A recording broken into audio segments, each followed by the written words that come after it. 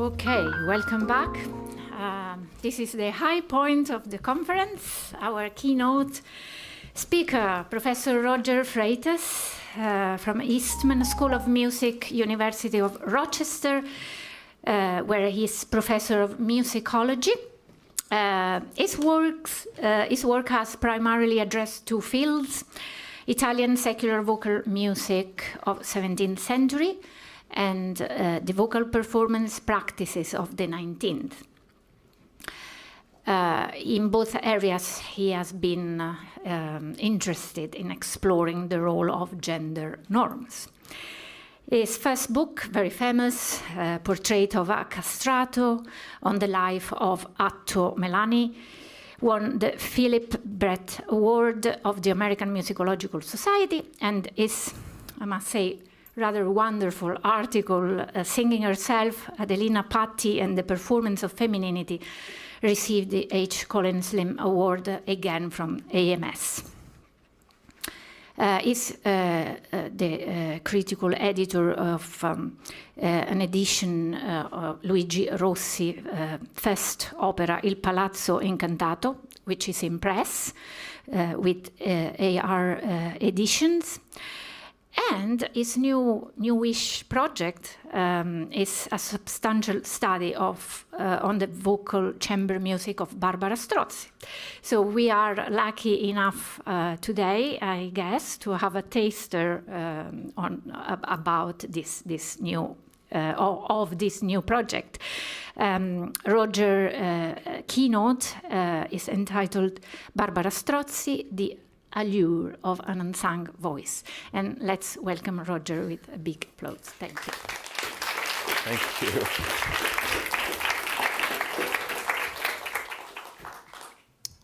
Thank you so much. First, I just want to say how honored I am to be here with you today and to participate in such a rich and fascinating conference. I wanted to be here for the stuff yesterday, but the airlines intervened. I want to thank especially the amazing Barbara Gentili for inviting me and for making it possible for me to be here. And second, a moment of truth in advertising, if you will. While this is obviously the conference of the Theatrical Voice Research Center, my topic today concerns a singer/composer whose voice we can't hear and who seems never to have sung in the theater. Still, I hope my thoughts about how one composer worked at the intersection of voice, reputation, and publication may offer something of interest.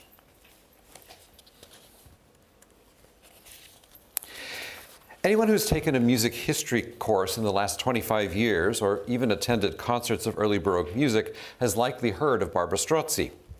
Active in Venice in the middle decades of the 17th century, Strozzi returned to the consciousness of musicians with Ellen Rosen's foundational study of her in 1978. In 1996, Strozzi first appeared in the widely adopted textbook, The History of Western Music, and since then she has gained near canonic status with at least a handful of her works regularly programmed and recorded. The full story of how and why Strozzi garnered such attention in the late 20th century, fascinating as it must be, goes beyond my scope today. But I will hazard that her extensive publications likely played a role. Richard Taruskin admits as much in his formidable Oxford History of Western Music. Quote, "The fact that Barbara Strozzi published 8 books of madrigals, cantatas, and arias bears impressive witness to her excellence as a composer in the eyes of her contemporaries. Indeed, her publications number the same as Monteverdi's famous madrigal books, and writers often point out, quoting the musicologist Beth Glickson, that Strozzi was the most prolific composer, man or woman, of printed secular vocal music in the middle of the 17th century. Just to be clear, other composers of these sorts of chamber arias and cantatas produced even more works than Strozzi, but they committed their works exclusively to manuscript. The modern aura of the print has likely burnished Strozzi's current standing, given that, as scholar Reinmar Ehmanns writes, authorial intention can be conveyed in a print much more strongly than through manuscript copies. What those prints really tell us about Strozzi, her intentions, her reception, even her compositional skill, remains surprisingly unclear, however, for despite all the attention, the richest single consideration of her works remains that early article of Ellen Rosen. I do not at all discount the indispensable and more tightly focused studies of leading Strozzi scholars like Beth Glickson and Wendy Heller, who together, in fact, have just edited a new collection of short articles. Barbara Strozzi in Context is the name of it. I would like to say it's for sale here, but it's not quite. That appeared last month from Cambridge University Press. Still, if we indeed care with Taruskin about how Strozzi appeared in the eyes of her contemporaries, we must acknowledge that the modest documentation surrounding her life portrays her not so much as a composer, as she is usually represented today, but as a singer, poet, and inescapably courtesan. This last term has complex implications that I will address in a moment. But relevant here is that Strozzi could look to a history of well-educated courtesans who offered their artistic works through the Venetian presses. Indeed, 16th century writers like Tullia d'Aragona or Veronica Franco famously performed the identity of courtesan in much of their published poetry. In my paper today, I argue that Strozzi's volumes of secular music do something similar, that their brilliant pieces, equal to the best of Strozzi's contemporaries, also offer a vivid evocation of the courtesan herself. And I conjecture that this aura contributed to the appeal of Strozzi's volumes, which could become silent tokens of her allure, mute surrogates for sonic and physical pleasures that most would never enjoy. The first step in pursuing this argument is addressing the meaning of the term courtesan or cortigiana itself. The OED refers to a woman who works as a prostitute, especially one who has wealthy or upper-class clients. But over the last few decades, scholars of the early modern period have greatly complicated that definition. In the first place, the courtesan, and particularly the so-called cortigiana onesta, that is, honest or honorable courtesan, must be understood as occupying the apex of a hierarchy of women who traded physical intimacy for money or other support. Historian Guido Ruggiero describes 5 or 6 recognized levels of such women in Renaissance Italy.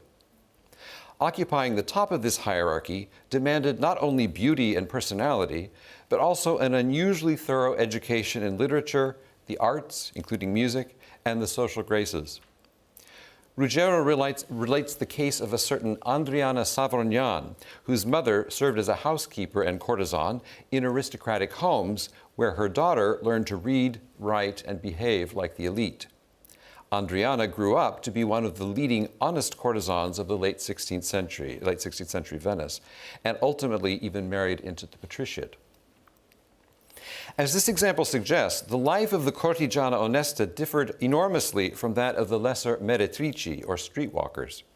So much so that historians like Margaret Rosenthal contend that, quote, the profession is best understood as socially and intellectually defined, rather than limited to sexual activity.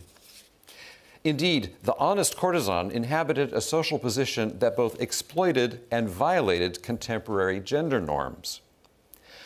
On the one hand, she aimed to embody the feminine ideal. She was exceedingly beautiful, graceful, and cultured. She also lived apart from the quotidian world of family and responsibility, making her resemble, perhaps surprisingly, the distant beloved, so characteristic of the Petrarchan tradition, and before that, the courtly fin amour. As Ruggiero puts it, she became an ideal site for imagining fine love. On the other hand, the courtesan rejected the silence and chastity then required of women and made claim to a more masculine sphere of action. Indeed, like an elite male, Veronica Franco used publications to construct a public image of herself that stressed her intellectual ability and literary skill, as well as her sensual appeal. When this strategy succeeded, as it did for Franco, it also tended to attract condemnation, especially from men feeling aggrieved or threatened by the courtesan's success.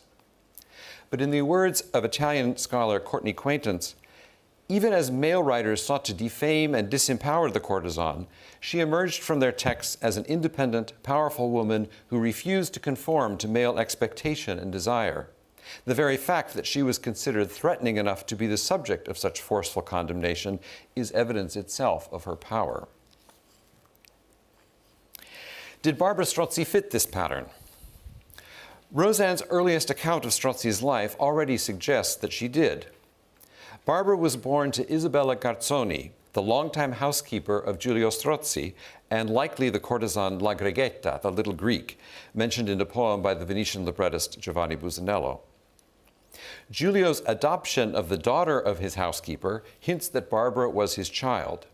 She was, in any case, technically illegitimate, which meant that a path to a reputable life was all but closed to her. Instead, to judge by her later skills, Giulio provided her the rich education that among women could only be given to a courtesan, including a grounding in the liberal arts and at least the study of literature and music. In the dedication of her Opus 2 from 1651, Barbara reports receiving advanced musical training from my girlhood with Signor Francesco Cavalli.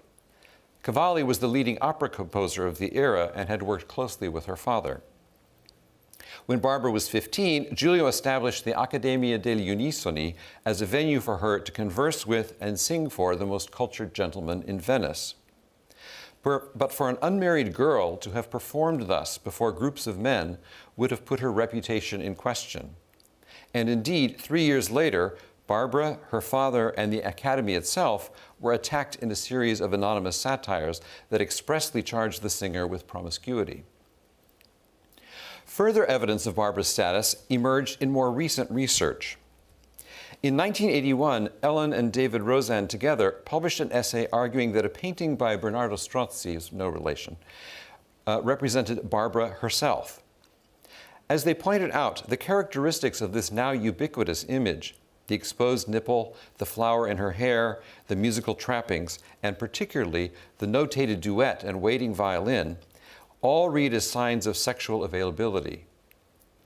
More conclusively, Beth Glickson discovered evidence of a long-standing sexual relationship between Strozzi and Giovanni Maria Widmann, a married, high-ranking Venetian gentleman and associate of Barbara's father since at least 1638. From a letter written by the Florentine Giovanni Michele Gai shortly after Barbara's death, we learn that Widmann had raped Barbara, or at least that was the word that Gai used, and Widmann was the father of her first child, born around 1641. With other evidence, Glickson has shown that Widmann also fathered Strozzi's next two children, if not also her final son. From this information alone, we can say that, at least from a legal standpoint, Barbara Strozzi was a courtesan, for according to a law passed by the Venetian Senate in 1542, prostitutes, as meretrici, a term that here included courtesans, are to be considered those women who, while unmarried, have commerce and intercourse with one or more men.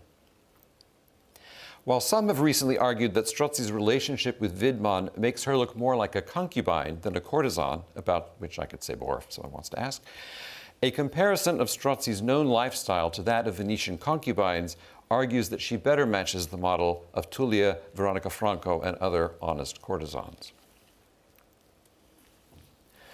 If, as I am arguing, Barbara Strozzi's publications somehow communicated her courtesan identity, the character of those publications themselves requires scrutiny. Certainly, Strozzi's choice to publish her works sets her apart, almost as much as her gender, from the other major composers of vocal chamber music of the mid-17th century. The first few decades of the century had seen a glut of prints in the new monodic style, that is, music for one or two voices and basso continuo accompaniment, inspired by the success of Giulio Caccini's famous Le Nuove Musiche of 1602. But as musicologist Stephen Rose helpfully reminds us, Italian music publishing declined steeply after 1630, not least because of the economic crisis of the 1620s, outbreaks of the plague around 1630, and the disruptions of the 30 Years' War. But in Rose's view, quote, the underlying reason for the decline was that newer musical styles often seemed unsuitable for wide dissemination in print. Musicologist Tim Carter agrees, both in his classic article, Printing the New Music, and in his recent essay in the collection I mentioned before, where he finds that the 100-year-old single impression printing method was barely capable of representing the new styles. The many small note values, triplet groupings, and harmonic excursions made Strozzi's editions difficult to print and use, and they were at times, quote, downright ugly. Instead, by the date of Strozzi's Opus 1 in 1644, the norm was to leave vocal chamber music in manuscript. The principal composers of such music, Luigi Rossi, Marco Marazzoli, Marcantonio Pasqualini, Giacomo Carissimi, and Antonio Cesti, together left behind perhaps 1,000 chamber works, only a few dozen of which ever appeared in print. Based in Rome, these composers wrote cantatas at the behest of noble patrons, who in some sense retained ownership. A few non-Romans, like Orazio Tarditi and especially Maurizio Cazzati, did also publish arias and cantatas. But from the big Venetian music presses, still the most active in Europe, only Barbara Strozzi issued multiple monographic collections of secular solo music during the central decades of the century. In other words, her prints are so unusual for their time as to demand reflection on their purpose. That purpose has usually been presented, or perhaps implied, as straightforwardly mercenary, even if Strozzi's overall finances remain murky. As a woman, Strozzi certainly lacked access to the musical jobs that sustained her male colleagues, particularly singing in or directing church choirs. Presumably, she could have chosen a career on the opera stage, but for reasons still unclear, she eschewed such work. Nor did she secure the courtly patronage that the dedications of her prints appear to solicit. Even her well-connected father seems to have provided little wealth, leaving debts for her at his death rather than income. And yet, somehow, Barbara had money. Blixen has found that Strozzi invested in government bonds and lent money to her social superiors, most surprisingly, to Giovanni Maria Widmann himself. Even if parts of her wealth came from her efforts as a courtesan, Strozzi's practice of publishing her music looks a lot like the pursuit of a livelihood by someone with few other options. The only problem with this explanation is that, in this era, publishing music did not guarantee the composer any money.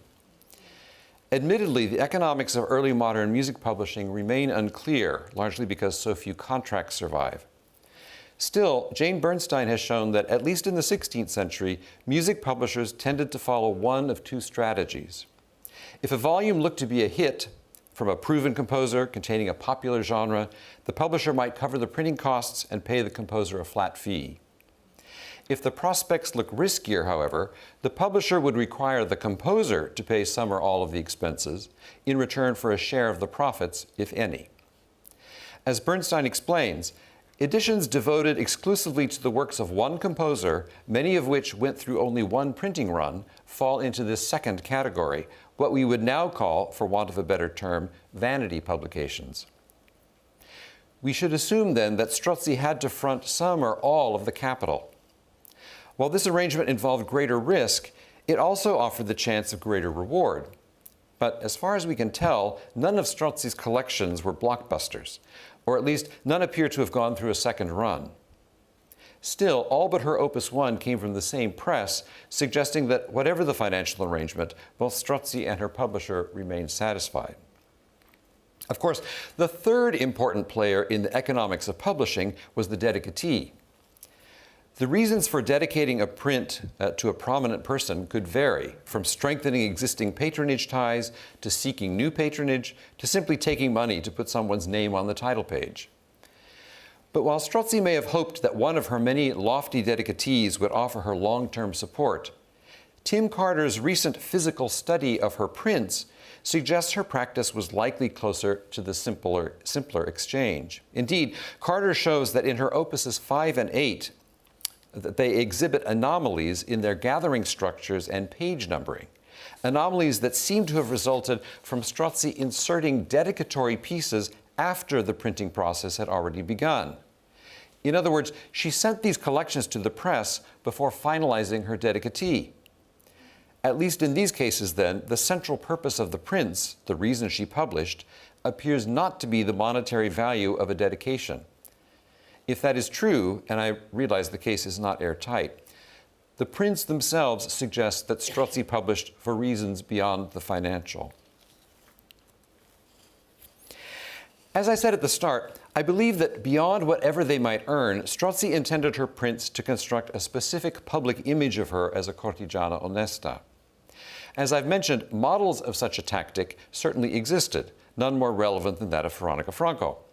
As noted by both Margaret Rosenthal and Justin Flosy, Franco fashioned an image in her published works that challenged the division of women into either the angelic ladies of Petrarch's sonnets or the whores of Aretino's satires.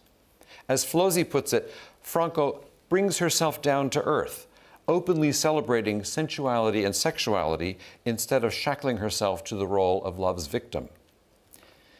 At the same time, she fills her texts with the learned allusions to ancient authors and publicizes her links to prominent intellectuals and leaders. Her published letters paint her as both sensual lover and public debater. Her poetry, per Rosenthal, equates sexual performance with poetic bravura. This cultivated fusion of feminine sexuality and masculine achievement defined the cortigiana onesta and allowed her more personal agency than almost any other woman in early modern society. In the world of music, we also find artists who appear to have projected a desired persona through their publications. Carter has long warned that published monody scores, with their musical and typographical complexity, aspired to more than, or perhaps something other than, recipes for performance. If, as suggested above, only the most skilled musicians could grasp the new style and perform the notation, the purpose of issuing such music in hundreds of copies must lie elsewhere. Carter further demonstrates that some of the earliest music books present deliberately muddled notation and incomplete instructions. In his view, such intentional deficiencies were meant to cast their performer-composers as pioneering masters, supreme virtuosi of an esoteric art that defied notation. Purchasers were meant to marvel at such books and to delight in their own good taste for buying them, rather than trying to sing from them. Italian scholar Eugenio Ruffini further bolsters the self-representational function of some of these music prints in his study of the composer Sigismondo d'India and his first five books. Ruffini draws particular attention to the preface of d'India's 1618 collection, where his printer, Filippo Lomazzo, writes, "Given that not everyone will have the opportunity to hear these pieces sung by their author, who in our age has no peer in the art of singing, may the others appreciate through his written works, the noble harmony and manner that resonate in his soul." Lomazzo is praising not only d'India's artistry, but also his overall character, his spirit, and he associates the latter especially with the print. In Ruffini's gloss, the publication, presented as a trace of the musician's performance, makes the books stand for the composer himself. Indeed, the book is the man. As such, it contributes to the staging of Sigismondo's self. I highlight this work, of course, because it echoes my understanding of the appeal of Strozzi's prints. Given the challenges of the musical style and its notation, one wonders what made Strozzi's arias and cantatas viable in a market where almost no others were. My theory, of course, is that a print by Barbara Strozzi promised more than its musical notation. To paraphrase Ruffini, Strozzi stages herself in these compositions. They are the woman. But rather than using prefaces and dedications as d'India did, I believe Strozzi relies on the content of her books, the text she chooses and her methods of setting them. And so I turn at last to that fascinating material. All work on the vocal chamber repertoire must begin with the poetry. Perhaps surprisingly, the majority of Strozzi's poems are comparable to those of her male contemporaries. Far more are in the male voice than the female, and as always, the men bemoan their rejection while the women lament their abandonment. But for my purposes today, I am particularly interested in three categories of texts that go beyond these stereotypes. Those that directly reference the life of a courtesan, those that present explicit eroticism, if through double entendre, and those that describe same-sex desire. I have listed these in their categories in Table 1 on the handout. While statistically these works form only a small portion of Strozzi's output, they do appear regularly throughout her career and seem more prevalent than with her contemporaries. I also need to underline that as far as we know, Strozzi chose her poems. Unlike the Roman cantata composers, who may often have set the poems their patrons gave them, Strozzi had no patron, and so we should probably scrutinize her poetic choices as part of her art, something we have long done with Monteverdi. Further, recalling that Strozzi was apparently famed as a poet, we should allow that some of the unattributed poems she set could be her own. Her Opus 1 stands apart in this respect, as Strozzi identifies her father as the author of all the poems. Still, we have no reason to believe the 25-year-old used every text her father gave her. We need to consider Strozzi's agency at all levels of her work.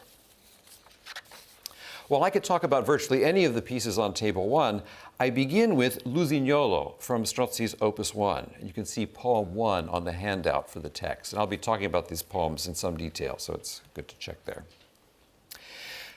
As with many of Veronica Franco's poems, this madrigal highlights both Strozzi's learning, it recounts a passage from Ovid's Metamorphoses, and also her courtesan identity.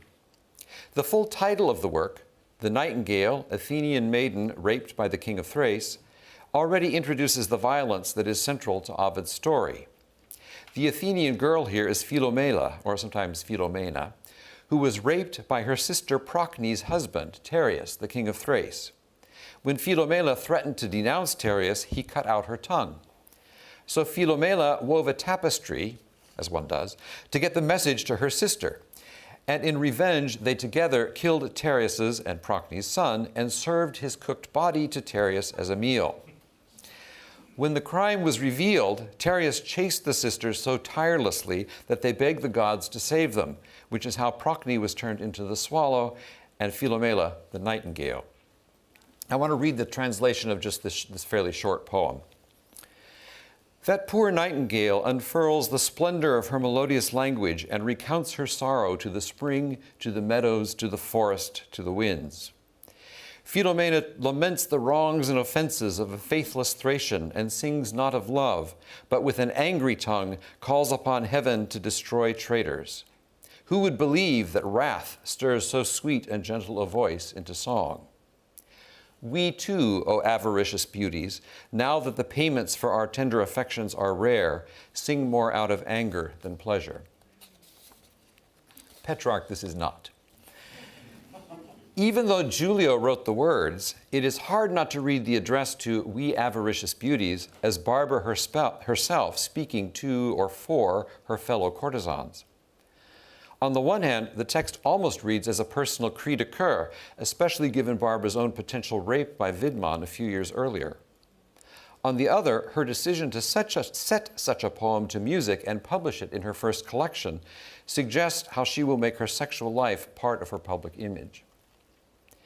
Interestingly, Strozzi's musical setting of L'Usignolo may address the theme of courtesanship in a different way than the poem. We may be surprised to discover that rather than a narrative monologue, Strozzi tells the story of the nightingale in four-part polyphony, a texture that diffuses the sense of the speaker's presence. Indeed, Strozzi seems more concerned with showcasing her range of expressive techniques, underscoring individual words and phrases rather than pursuing psychological continuity. In rapid succession, misery gets descending chromaticism. Unfurling, quick rising sixteenths from low to high. Weeping, harmonic cross relations. The angry tongue, stile concitato, and so forth, until at the end, rage in singing gets, appropriately, rising melismas in imitation. In truth, this music displays many of the traits we associate with Strozzi throughout her career. In Wendy Heller's words, her expansive melismas, chromatic inflections, and above all, her frequent and even unsettling stylistic discontinuities. Heller goes on to link these features to notions about desire and gender, and I would simply reinforce that idea with the words of both Josefo Zarlino, the Renaissance music theorist, who famously called the chromatic genre lascivious, soft, and effeminate, and his contemporary Thomas Morley, who said that as love is full of hopes and fears, so is the madrigal or lover's music full of diversity of passions and airs. Of course, harmonic flux, stylistic volatility, melismatic extravagance are hardly unique to Strozzi. But her usage strikes many listeners as more extreme than that of her peers, marking her works as especially sensual and alluring. Given how often her music is dominated by these effects, one might even venture that while many of her poems do not directly broach eroticism, her music still often insinuates it. In any case, for another courtesan-themed work, I turn to the especially revealing Canto di Bella Bocca, again from Opus 1, and this is poem 2 on the handout. The ambiguous structure of this poem, visible in my central sort of analytical columns, is worthy of a discussion on its own, but I want to focus on the sense of this text. A naive reading could, I suppose, consider it a Neoplatonic paean to vocal music. After all, the ending urges the shepherd Tirsi, while down here, to begin to taste the melodies of heaven. But if understood in 17th century terms, Giulio Strozzi's language puts us immediately in the presence of the courtesan. Indeed, the opening refrain reveals all. How sweet it is to hear a lovely mouth, all smiling, sing verses of love. Not a lovely girl, a lovely mouth. In her essential article on courtesans in music, musicologist Bonnie Gordon has shown not only that singing was considered the most seductive of the courtesan's tools, but also that the body parts used for it were specifically eroticized, with, quote, the throat linked to the neck of the uterus, the mouth to the female genitals, and the diaphragm to the womb. She goes on to note that this connection between the orifices led to a state of anxiety about the woman's mouth. Since it was linked to the sexual organ and projected the sounds that caused carnality, the mouth itself became the locus of female sexuality. In this light, Giulio's tribute to the lovely mouth, and later the musical lips and resonant throat, approaches pornography, as does the graceful voice that entices you, encircles you, even touches you, and enters you as if to kiss your heart. I would even go so far, stick with me, as to claim that Giulio portrays an orgasm in this poem. Line 11 begins an unusually long series of settenari, 7-syllable lines, all constructed similarly, so that as the speaker cites joys, delights, pleasures, and satisfactions, a regular rhythm is established. Indeed, there is almost an implied acceleration leading up to the remarkable rhetoric of line 16, say it, oh my darling, followed by the erotic refrain. And if you'll bear with me, I want to just read the Italian of this, to kind of try and give the sense of it a little bit. Sorry to the Italians in the room. Mentre il musico labbro spiega d'amore I pregi, altro non dice quel canoro felice, che le gioie che senti, che I diletti che provi, che I tuoi piaceri nuovi, I tuoi vecchi contenti, dillo, dillo mio core, che dolce udir una leggiadra bocca tutta lieta cantar versi d'amore. The poetic technique of this passage puts me in mind of the first stanza of Giambattista Marino's famous Canzone dei Baci, Song of the Kisses, part of which is shown here. I'll read the latter part of the stanza again in Italian. In voi le più secrete dolcezze e più profonde provo, talor che con sommessi accenti, interrotti lamenti, lascivetti desiri, languidetti sospiri, tra rubino e rubino amor confonde, e più d'un'alma in una bocca sconde. Whatever one thinks of such passages, we should note that the next section of Giulio's poem refers to the singer being revived and restored, further hinting at his having suffered the little death. Barbara's setting of the poem, a duet for soprano and alto, emphasizes the link to courtesans in a number of ways, but perhaps most obviously in her treatment of Giulio's refrain lines, which she sets with a construction that I have started calling her musical topos of rapture. The gesture involves 3 musical elements: a short repeated melodic figure, often suggesting acceleration, a pedal in the bass with its drive to resolve, and increased rhythmic activity, often syncopation leading up to the climax and resolution. Here, the repetition of words adds to the intensity, although the performance I'm about to play seems to miss the point.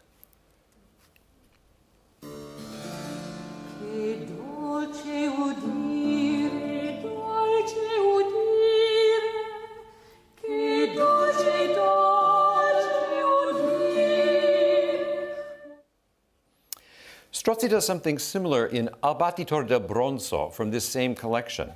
where the speaker begins with a rapturous account of the many times he has kissed his lady's door knocker.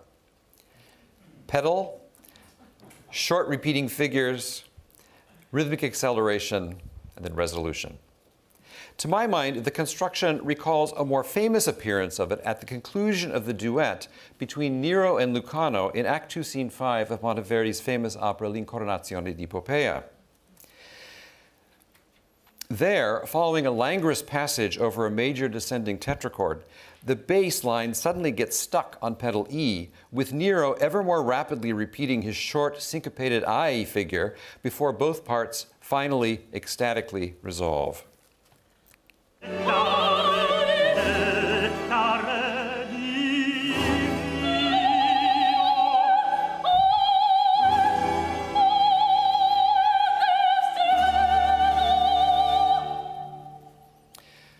Perhaps relevant is that Poppea premiered in Strozzi's Venice the year before she issued her Opus 1. And while her versions of this effect may not be as vivid as Monteverdi's, the constellation of features does seem to have held a perceptible meaning for her. In any case, she concludes her setting of the refrain with some of her signature melismas for the pretty mouth and singing. And when later she unleashes another lengthy run on gorga, throat, she would seem to confirm that for her, body, voice, and eroticism are indeed linked. While such eroticism is, of course, an aspect of all the courtesan-themed works, a second group of Strozzi's compositions represents sex more explicitly. Curiously, one of these is among her most frequently performed compositions today. This is poem number 3 on the handout. La Strato from Opus 8, 1664, appears to be a character piece about a singer searching for the right song to relieve his torment, and it has often been interpreted, with Kolb, as, quote, a lighthearted overview of Strozzi's style. But while there is much to say about this fascinating piece, for now I will only point out that the key word here, cantare, to sing, was also contemporary slang for intercourse. So when in this poem the speaker declares, I want to sing, maybe in singing I can find relief from my torment, any listener in the know understands the speaker is contemplating a sexcapade. Instead of this piece, however, I would like to concentrate here on the even more obviously erotic Amante Segreto from Opus 6, 1657, a work that not only underlines Strozzi's exploration of the lascivious, but also offers an unusual glimpse into her creative process, and this is poem 4. In this poem, the verbal play comes in the first line, which serves as a refrain throughout. Compatite al mio gran fallo. Have mercy on my big fallo. With the understanding that fallo can mean both mistake and phallus. The speaker confides that no one but you knows about it, and later asks the great judges of the underworld to concede that loving and straying go together. If the point were not clear enough, the opening plea immediately returns, have mercy on my big fallo. The whole first section thus expresses something like an adolescent wisecrack. Don't get mad at me, it's just my big penis. But, just tell it what's here. But silly as it is, the poem exhibits several unusual features that suggest Strozzi's considerable engagement with it. To understand those features, one must first recognize that working with cantata poetry presents different challenges from studying opera librettos, or really any other kind of poetry. In the vast majority of cases, operas have extant librettos, usually published. Indeed, we have far more librettos survive than opera scores. With cantatas, the reverse is true. We have many scores, but rarely an independent textual source for them. That means that to understand a work, one must first reconstruct its poem, which is often a tricky affair that depends on a familiarity with the poetic norms of the period. And I apologize now that I have to get into the weeds a little bit about this, but I hope you'll stick with me. The version of the poem I have shared in the handout is essentially that of Richard Kolb's edition, which is influenced by the structure of Strozzi's score. Without casting any aspersions on Kolb's Herculean editorial work, I should have said Richard Kolb is the guy who's published all of Strozzi's complete works, so we have them all available now. Without casting any aspersions on that, I am unpersuaded by this reconstruction, especially around the recurrence of the refrain. As presented here, the anonymous poet seems to have created in lines 1 to 4 and later 10 to 13 a refrain structure, and it's a form that's commonly seen in this poetry. For comparison, I show you the text of Strozzi's Se volete così, also from her Opus 6, and a more typical example of the poem. While the rhyme scheme of the refrain in Amante Segreto, A, B, A, A, is less common than that of Se volete, A, B, B, A, A, it is plausibly similar.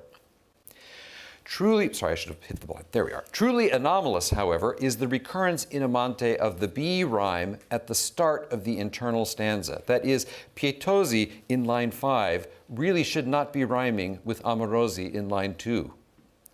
Normally, as in Se volete, refrain stanzas are structurally independent. In fact, the only connection between refrains and internal stanzas, and it's a crucial one, comes in the last lines of those stanzas, which normally rhyme with the first line in the refrain. In other words, in Se volete, we see that the only shared rhyme between refrain and stanza comes in the last line of the latter. Sento at the end of line 11 rhymes with contento at the end of line 12, creating what I call a rhyme link between stanza and refrain. But in Amante Segreto, which already has that rogue pietosi rhyme, the structuring rhyme link is lacking. That is, va at the end of line 9 does not rhyme with fallo at the end of line 10. There are other structural anomalies in the last part of the poem, but they concern me less right now. What all of this means, I believe, is that Barbara Strozzi reworked whatever poem she started with, creating poetic solecisms in favor of the particular effects she desired. In this example, I offer what I believe to be a far more likely original version of her poem. Here, the opening loses its flawed refrain structure in favor of something much simpler and more common, an 8-line stanza rhymed A, B, A, B, C, C, D, D. If this simple stanza was Strozzi's starting point, as really seems likely, then her setting of it in the cantata represents a striking change of emphasis. Indeed, all of her changes here serve to reiterate the initial line, compatite al mio gran fallo, which appears 4 times in her version of the poem, to the original's 1. It seems Strozzi wanted to bring the bawdy joke of the poem to center stage. If there were still any doubts about her objectives, her actual setting emphasizes the line even more, especially the plea of compatite, have mercy. As expected, the repetition of the refrain line gets the same music. Sorry, every time I look down it gets loud, I'm sorry, but I can't see what I'm doing. Gets the same music each time. But the effect is magnified by Strozzi's reuse of most of that music for the lone word compatite that begins the second poetic line. Then, after the whole refrain ends, she throws in 2 more statements of the word in recitative style, not present at this point in the poem, before the start of the internal stanza. At the end of the stanza, which cadences in E minor, she starts the refrain with an extra compatite, compatite in that key, before sequencing up to tonic B minor for the repetition of the refrain proper. All told, we hear 8 separate statements of the compatite, compatite, covering nearly 20 measures of the 74 in the first section. The music Strozzi writes for this word, a repeating sighing figure in parallel tense with the bass, certainly sounds like musical pleading, but the passage is repeated so often that it becomes tiresome or comical, or maybe both. In any case, Amante Segreto offers a rare chance in the cantata repertoire to observe a composer manipulating a poem and doing so to ends that seem confirmed by her musical setting. Of course, the overall point here is that in this case, Strozzi's changes magnify the lewdness of the poem, all those references to the gran fallo, suggesting that she cultivated rather than concealed her image as a courtesan. To end this section, I want to consider briefly the third category of pieces that I mentioned, those that refer overtly to same-sex sexuality, or same-sex love. While homoeroticism might not be the expected domain of the courtesan, we know from many sources that in the early modern period, same-sex activity was considered a symptom of profligate sexual desire in general, and not the mark of a deviant identity. Homosexual sex would have thus tallied with the assumed licentiousness of courtesans. Among Strozzi's works, I have so far found 3 clear examples, again in Table 1, and a handful of others that hint at such a reading. I want to focus on the astonishing work with which Strozzi began her publishing career, her Opus 1, number 1, and this is poem 5. Entitled Sonetto Proemio dell'Opera, its addressee is unnamed, but in my view, almost certainly the dedicatee of the volume, Vittoria della Rovere, Grand Duchess of Tuscany. Directing the first piece to the dedicatee was a common practice in madrigal and Strozzi explicitly followed it in her opuses 2, 5, and 8, if not all the others. Giulio likely facilitated this dedication through his familial connections in Florence. The Grand Duchess had a reputation for supporting female artists, but importantly for this example, she was also a highly religious conservative woman who 2 years before Strozzi's dedication had caught her husband, the Grand Duke, in flagrante delicto with a young page and not spoken to him since. Perhaps the first thing one notices about the sonetto is the contrast between its tone and that of the preceding dedication. Indeed, Strozzi's timidity in her dedication has been noted and interpreted by scholars as indicative of her youth and lack of confidence. I must reverently consecrate the first creation that I, as a woman, send too boldly into the world to the most august name of your highness, so that under the golden oak, that is rovere, it remains safe from the lightning bolts of malediction awaiting it. While such ritualized reticence characterizes many dedicatory letters, the sonnet of the first piece projects a different attitude. By your grace, my propitious star, I fly from Mount Pindus, that is the home of the Muses, among the blessed choirs, and crowned with immortal laurels, I will perhaps be called a new Sappho. The address to your grace and my propitious star would seem to confirm the focus on the Grand Duchess, but now Strozzi has already been crowned with laurels. Even more striking is the invocation of Sappho. In 17th century Italy, that name would likely have called to mind 2 ideas: an outstanding female poet and a woman of wide-ranging sexual, including homosexual, tastes. This last impression would have derived from perhaps the best-known representation of Sappho at that time, Ovid's Heroides, which includes a fictive letter from Sappho to her young lover Phaon. While Sappho laments Phaon's rejection and departure, she also mentions her past love of girls. The girls of Pyrrha and Methymna have no charms for me, nor do those anywhere else on Lesbos. And a little later, the love that many girls had is yours alone, you traitor. If then Sappho's image was indeed what we might describe as pansexual, and if the speaker of Strozzi's poem is to be understood as Strozzi herself, as seems inevitable, the rest of the sonnet reads as remarkably suggestive. And back to poem 5. So may my arduous and beautiful undertaking, that is this book, beget singing and desires, so that if I conjoin our voices, Barbara's and Vittoria's, no adverse will may divide our hearts. Oh, what lovely and sweet music is made by 2 enamored and faithful souls, so that what one wants, the other desires. At one's joy, the other rejoices. At one's laughter, the other laughs. They never sigh, but with the sigh of a death that heals and does not kill. While potential patrons were often addressed with amorous imagery, this poem seems extreme.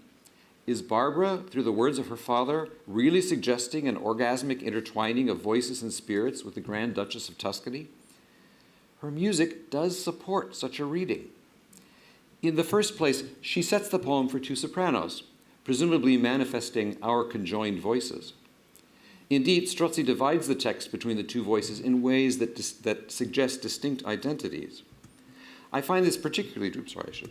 I find this particularly true in the setting of line 11, che quel che l'una vuol l'altro desira, so that what one wants, the other desires, where the voices split the line, responding to each other. I will play this passage as part of a longer passage starting a little before it with line 9. And with a small cut continuing to the end where we find another manifestation of my topos of rapture, presumably for the allusion to orgasm. Oh, no, now don't start with me. Okay, here we go. This is my longest example.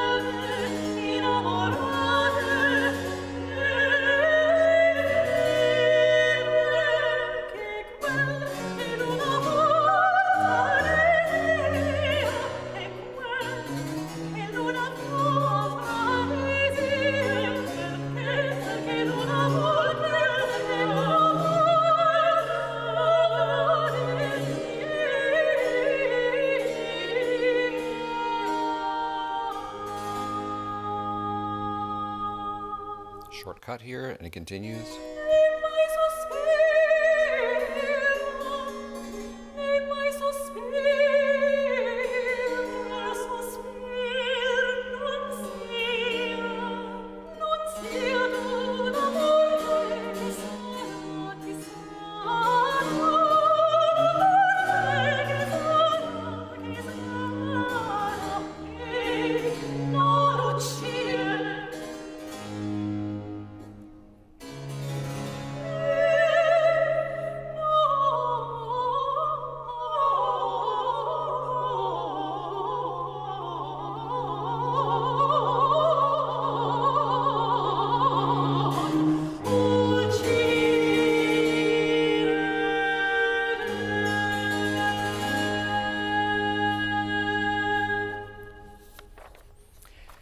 It seems inconceivable that Strozzi, or even less her father, could have expected Vittoria della Rovere to appreciate finding herself in a Venetian courtesan's erotic fantasy.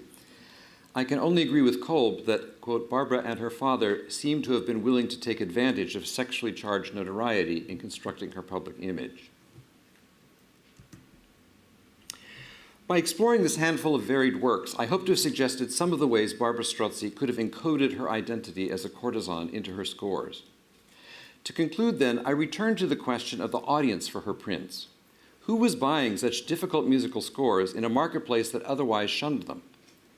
While I can offer no certain answer, I would like to speculate that at least some of the purchases were part of a lively commerce in erotic objects and general Venetian memorabilia. Indeed, historians have recently shown that the appreciation of eroticism in Renaissance Italy pervaded society far beyond the elite classes with whom it is usually associated. As art historian Marta Ajmar-Volheim puts it, between the testimony of objects, practices, and discourses, the presence of a very explicit, even licentious sexual culture can be documented within the respectable Renaissance home. She specifically highlights the role of such a culture played in conjugal sexuality, involving such objects as plates and jugs with explicit imagery and salacious bedroom furnishings. One might well imagine, then, how the published works and music of a famous courtesan could have answered a taste for eroticism. Even if no one could really perform the pieces, the texts, along with the aura of the musical courtesan's voice and body, might have been found stimulating. Strozzi's volumes could also have been purchased as mementos, particularly as part of the Venetian souvenir market. Then as now, the many tourists who came to Venice sought tokens of their visits, and it seemed tokens of courtesans were especially popular. Ruggiero describes the cortigiana onesta herself as, quote, a truly beautiful luxury good, much like a work of art, and perhaps for many noble patrons easier to appreciate and enjoy. But in a fascinating article, Margaret Rosenthal explores how courtesans might have been consumed by a wider social group. She reports that visitors to Venice often purchased visual representations of courtesans' dress in the Venetian marketplace, and then placed them, together with colored miniatures of other Venetian fashions, in personal albums as reminiscences of their visits. A number of such souvenir albums survive, and Rosenthal reproduces some of the miniatures, comparing them to modern-day postcards. In this context, it seems easy to imagine the printed music of a famed Venetian courtesan also serving as a memento, whether or not the buyers could actually read the music, or maybe even Italian. Such a usage would certainly resemble that of the earliest printed opera scores, those by Peri, Caccini, Monteverdi, which likewise had a commemorative rather than practical use. In these circumstances, Strozzi's prints would have offered the middling classes an affordable substitute for the experience of a luxury good, the celebrated cortigiana onesta, otherwise available only to the elite. Without question, Barbara Strozzi remains an enigmatic figure. Despite Beth Glickson's extensive work in the archives, the documentation of her life is still thin and leaves us with many questions, so that our understanding of Strozzi will likely always depend on conjecture. This afternoon, I have tried to conjecture credibly, drawing on historical norms and practices, about why the leading publisher of Italian arias and cantatas in the mid-17th century was a woman not otherwise employed as a music professional. I have suggested that as the illegitimate daughter of a highly literate man, she led the life of a cortigiana onesta, which provided her with a broad education, wide social mobility, and role models like Veronica Franco, whose own prints could have shaped Strozzi's notion of a career. I have also argued that Strozzi, like Franco, published her works primarily to promote an image of herself as brilliant, erudite, and sexy, a leading woman of Venice, and that traces of that intent can be found in the poetry she chose and the music she wrote. Finally, I have suggested that those publications, their poetry and music, succeeded in an otherwise moribund marketplace because they were attractive to consumers beyond musicians. They appealed as desirable objects in themselves. Fortunately, I believe, their silent pages can still enchant, can still conjure the absent presence and soundless voice of the extraordinary woman who created them. Thank you.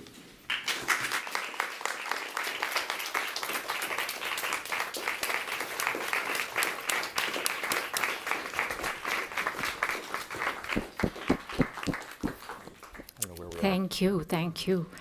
Wow. Well, a lot to process here, I feel. I don't know if you share my feeling. Thanks very much, Roger, for such a rich, multi-layered exploration of Barbara Strozzi's cantatas. And I feel that there is also so much detail into this work, and it's so brilliantly done, the connection between bigger ideas, bigger concepts, and the music, how it works in action, what performers may have done of that music. So I would say, I imagine we have many questions.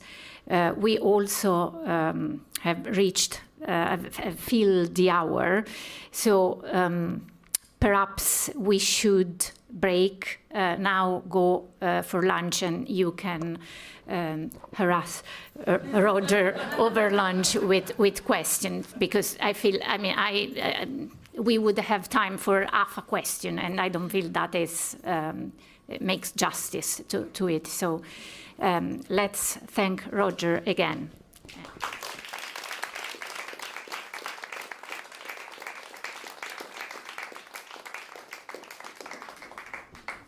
Off we go to lunch.